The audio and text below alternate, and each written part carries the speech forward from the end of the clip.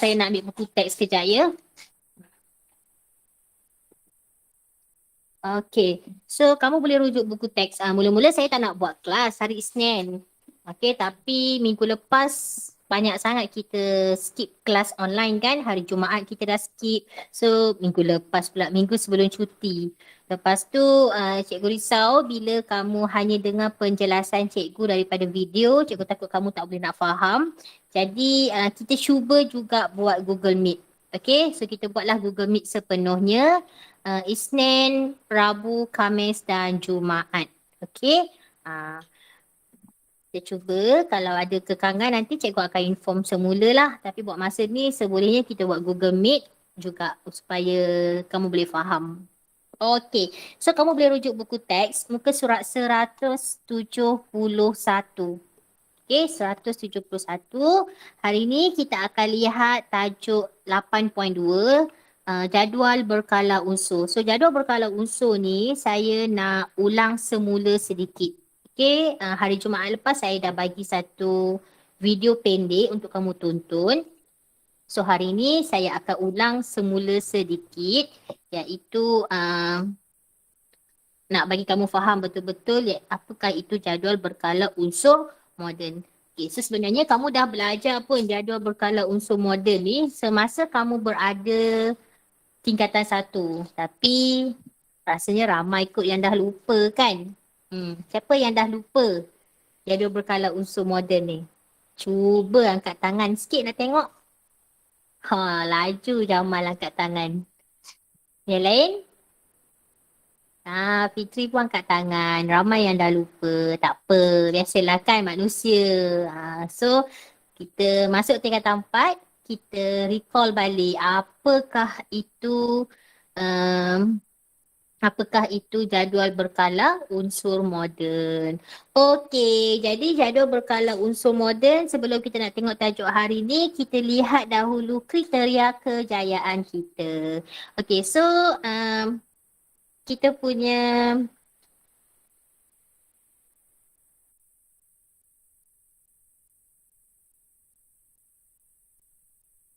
okay.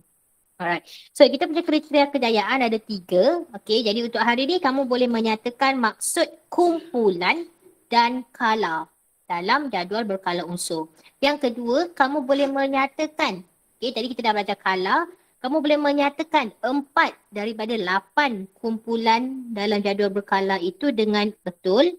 Dan yang ketiga, kamu dapat menerangkan at least satu prinsip penyusunan dalam jadual berkala unsur. Okey, so ini adalah buku teks, buku surat 171.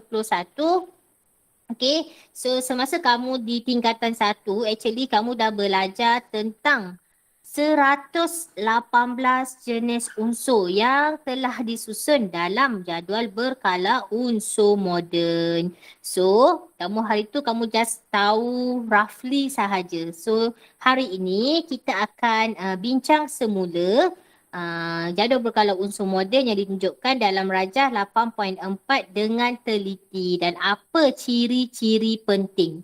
Okey. So, ini jadual berkala unsur. Okey. So, dalam jadual berkala unsur ni, kamu akan nampak dia ada dua keadaan lah. Okey. Yang pertama, kamu akan nampak yang ini, kumpulan.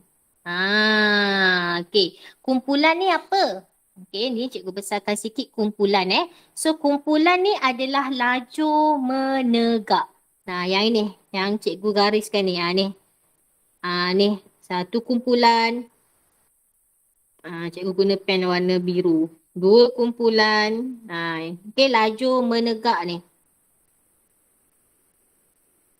Okey, ni laju menegak dalam jadual berkala unsur. So, ini adalah kumpulan.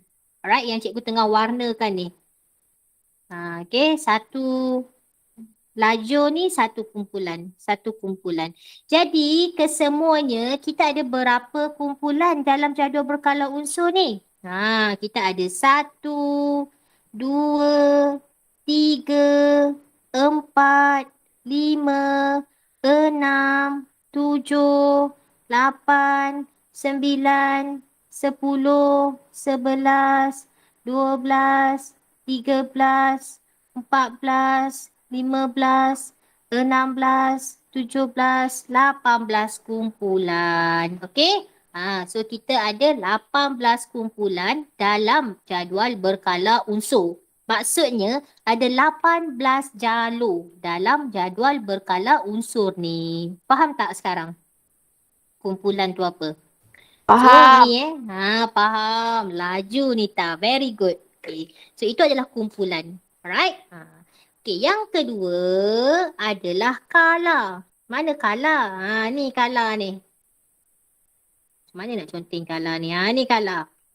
Okay. So kala ini pula. Okay, cikgu padam Okay, cikgu padam supaya tak mengganggu mata kamu. Nanti serabut sangat banyak. Okey, kala ni pula dia adalah susunan mendata ataupun mengufuk. Okey, dia adalah baris mengufuk dalam jadual berkala unsur. Mengufuk tu apa? Ni. So ini adalah kala 1. Okey, ini adalah kala 1. Samalah sini pun boleh je tulis. Okey, kala 1. Okey, yang kedua. Yang ni. Yang cikgu highlight ni. Okey, yang cikgu highlight ni. So ini adalah kala 2. Okey, so ini adalah kala 2. Okey, yang ini pula. Cikgu letak warna hijau pula. Okey, so ini adalah kala 3. Kan? Itu adalah kala 3. Okey, yang bawah ni kala berapa? Siapa tahu?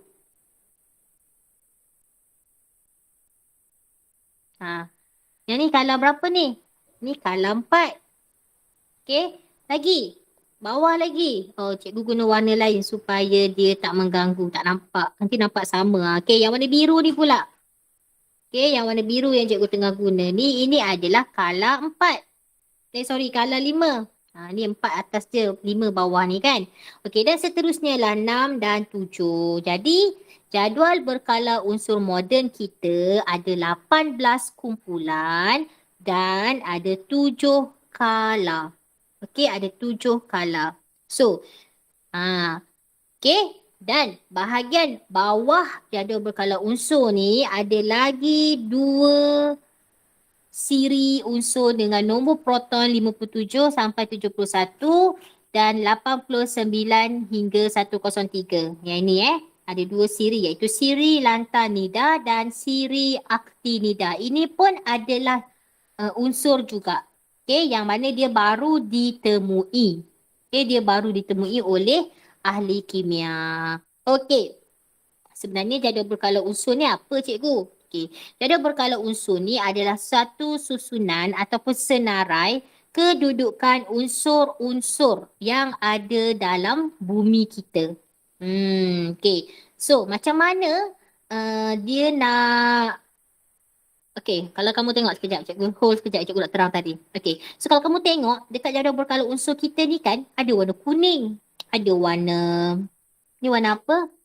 Warna macam warna orange-orange tu kan. And then ada warna biru. Okey, warna kuning, yang kuning ni, yang kamu nampak warna kuning ni adalah logam. Okey, so unsur ini adalah logam. Okey, contohnya lithium. Nombor 3 ni ni lithium, beryllium, natrium, magnesium, aluminium, nikel, kuprum. Apa lagi yang kamu nampak tu? Zinc, chromium. Okey, yang warna kuning tu semua adalah logam. Tahu kan logam? Alright. Manakala yang warna orange ni, yang cikgu bulat-bulat sekarang ni, itu adalah separuh logam. Contohnya macam boron, silikon. Okey. So itu adalah contoh unsur separuh logam. Dia ada ciri logam sikit, dia ada ciri bukan logam sikit. Okey. Dan yang ketiga, yang color biru ni, okey, yang cikgu tengah bulat sekarang ni, itu adalah bukan logam. Okey, itu adalah bukan logam. Alright, boleh ya? Okey. So, Okey, itu satu. So, daripada kiri ke kanan. Okey, daripada kiri ke kanan. Apa maksud kiri ke kanan tu, cikgu? Okey, kiri ke kanan ni daripada tengok anak panah ni. Okey, daripada kumpulan 1 ke kumpulan 18, kita dapati sifat logam dia berkurang. Okey, sifat logam tu berkurang. Mula-mula dekat sini logam. Okey, sampailah sini. Kemudian dekat tengah-tengah dia bukan, dekat tengah-tengah separa logam. And then sampai dekat hujung ni dia adalah bukan logam.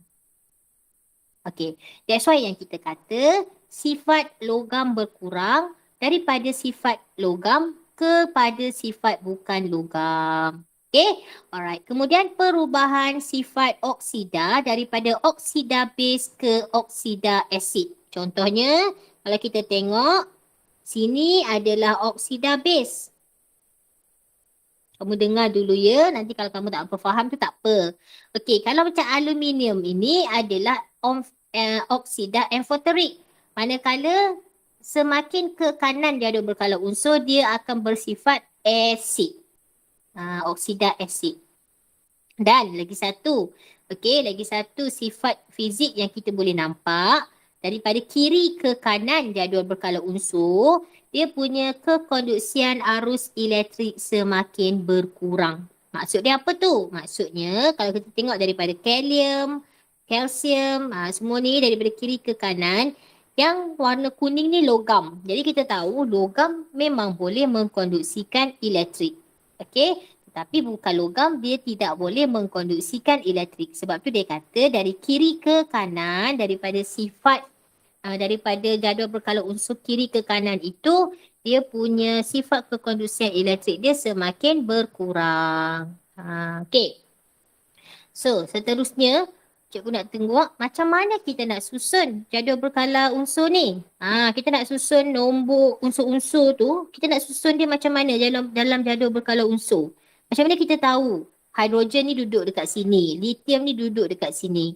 Okey. So kita tengok dekat sini. Okey, prinsip penyusunan unsur dalam jadual berkala unsur moden ni dia mengikut tertib menaik nombor proton. Okey, dari kiri ke kanan, dari atas ke bawah. Okey, nombor proton ni apa? Nombor proton ni adalah nombor proton adalah bilangan proton yang terdapat dalam nukleus sesuatu atom. So, dalam jadual berkala unsur, kalau kamu tengok hidrogen ni, kita ambil contoh. Okey. So, dekat atas ni, dia adalah nombor proton. Okey, itu adalah nombor proton. So, kalau kita tengok balik unsur yang pertama, untuk level SPM, kamu perlu ingat ataupun perlu hafal nombor proton untuk unsur pertama sampai 20. Okey, cuba kita tengok. Hidrogen sini 1. Okey, dia susun dari kiri ke kanan. Okey, sini 1, helium 2. Nampak? Kiri ke kanan. And then dia pergi balik ke kiri. 3, 4, 5. 6, 7, 8, 9, 10. 11, 12, 13, 14, 15, 16, 17, 18, 19, 20. Okey. So, susunan nombor proton itu semakin meningkat dari kiri ke kanan, dari atas ke bawah. Itu maksud dia. Boleh faham tak?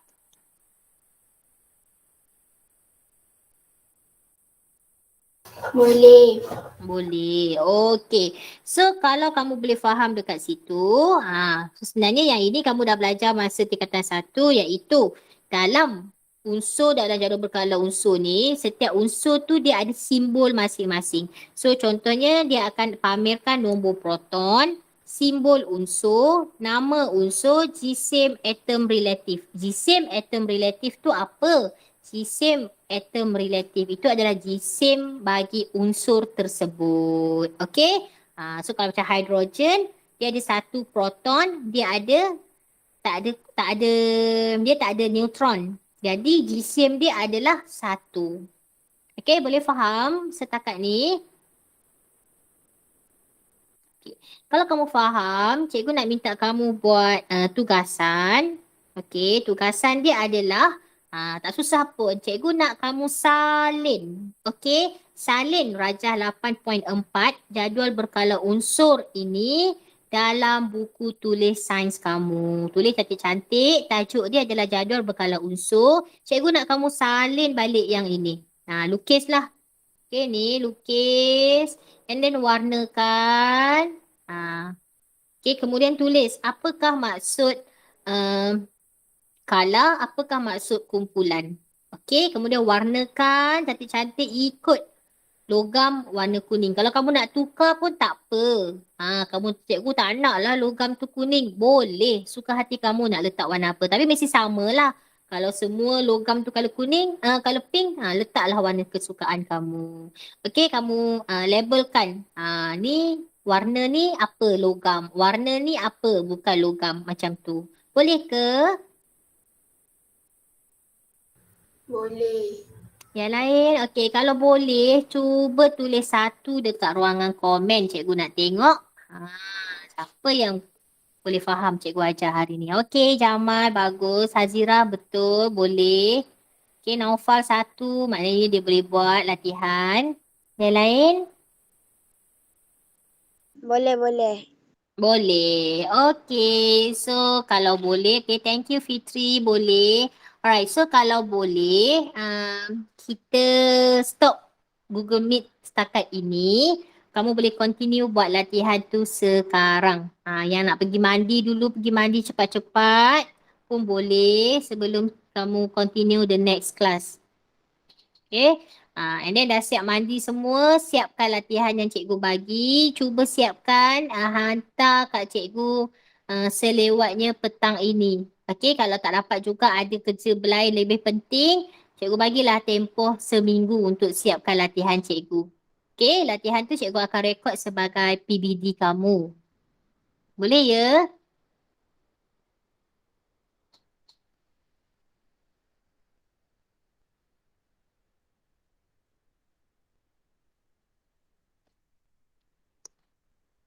Okay, setakat tu saja kelas kita hari ni. Kita jumpa lagi pada hari Rabu. Okay, saya akan stay dalam Google Meet sampai jam 9.55 untuk kamu bertanya sebarang soalan. Okay, bye. Assalamualaikum.